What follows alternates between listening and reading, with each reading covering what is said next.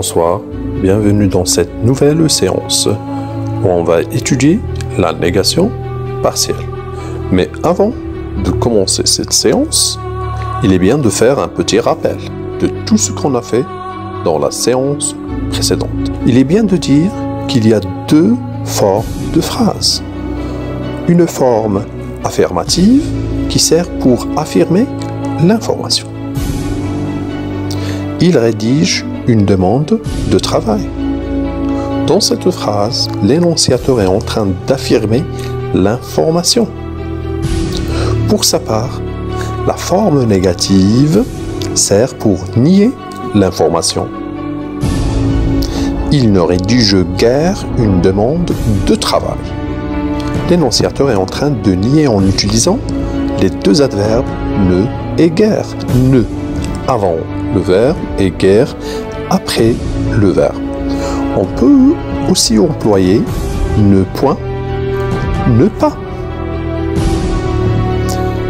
Qu'est-ce qu'on a dit? Il y a deux formes de phrases. Une forme affirmative, où on va affirmer l'information. Et une forme négative, où on va nier l'information.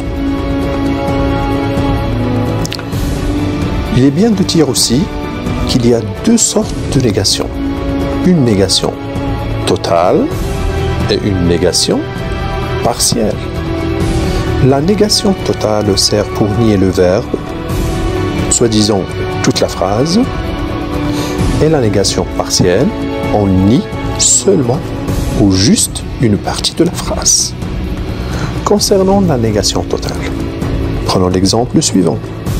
Ils ne sortent pas de chez eux pendant cette période de confinement. Qu'est-ce qu'on a nié? La totalité de l'information en utilisant ne pas. Concernant la négation partielle, prenons l'exemple tout le monde est là. Regardez le mot qui est souligné, tout le monde. Il a comme fonction sujet. Alors qu'est-ce qu'on va dire quand on transforme cette phrase à une forme négative? Tout le monde est devenu personne n'est là. Il faut bien retenir que les expressions de la négation encadrent le verbe dans un temps simple, comme le présent, le futur, l'imparfait, le conditionnel, le passé simple, etc. Tous les temps simples. Et aussi, elle encadre l'auxiliaire quand le verbe est conjugué à un temps composé comme le passé composé, le plus que parfait, le passé antérieur. Passons maintenant à la phase d'observation et de découverte. Prenons l'exemple suivant. Tout le monde est présent aujourd'hui. Le mot qui est en gras et qui est souligné tout le monde, alors qu'est-ce qu'il va devenir puisqu'il signifie une personne ou des personnes?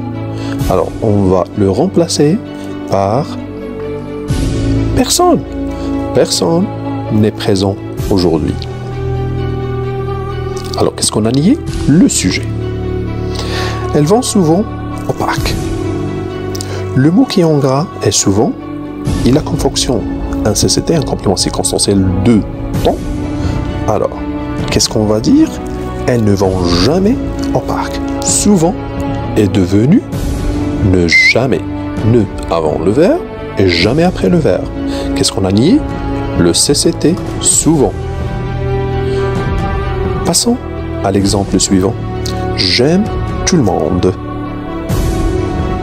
J'aime qui? Tout le monde. Tout le monde signifie des personnes. Elle a pour fonction un COD, un complément d'objet. Alors qu'est-ce qu'on va dire? Je n'aime personne. Dans cet exemple, tout le monde a pour fonction un COD. Alors qu'est-ce qu'on va dire? Ne plus verbe plus personne. Qu'est-ce qu'on a nié? Le COD qui est tout le monde. Passons à l'exemple suivant. Vous serez toujours mes adorables élèves. Toujours est un CCT, un complément circonstanciel de temps. Toujours va devenir ne plus. Et aussi, on peut aussi utiliser ne jamais. Vous ne serez plus mes adorables élèves Et aussi, on peut dire, vous ne serez jamais mes adorables élèves. Et vraiment, c'est le contraire. Vous resterez toujours mes adorables élèves. Je vous aime tous. Qu'est-ce qu'on a nié? On a nié le CCT toujours. Regardez bien le tableau suivant. Il faut l'apprendre par cœur. Alors, concernant les expressions de négation, alors pour l'affirmation, quand on a une phrase qui contient encore, elle va nous donner ne avant le verbe et plus après le verbe. Passons maintenant à l'expression suivante. Déjà, elle va devenir ne plus verbe, pas encore. Toujours ou souvent, il peut devenir ne plus verbe plus ou ne plus verbe jamais. L'expression quelqu'un ou tout le monde qui ont pour fonction un sujet, on va dire personne ne plus un verbe ou nul ne plus un verbe ou aucun ne plus un verbe parce que quelqu'un ou tout le monde désigne une personne ou des personnes. Quand on a quelqu'un ou tout le monde a pour fonction un COD, un complément d'objet, alors on va placer ne avant le verbe et personne après le verbe. Quand on a les deux conjonctions et ou, et ou, qu'est-ce qu'on va dire? Ne plus verbe et on va utiliser ni. Les deux conjonctions ni. Quand on a quelque chose comme sujet, alors on va dire rien ne. Et quand on a quelque chose comme complément d'objet, on va placer ne avant le verbe, rien après le verbe. Ces expressions, il faudra les apprendre par cœur. Alors maintenant, passons à l'application. Je mets à la forme négative les phrases suivantes.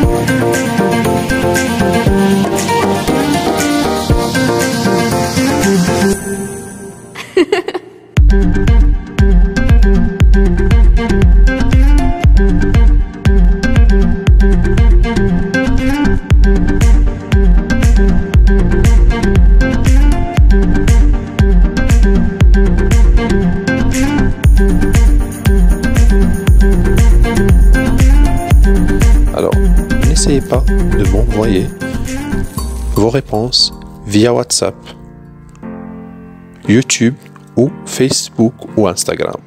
Prenez mes informations. Bon courage.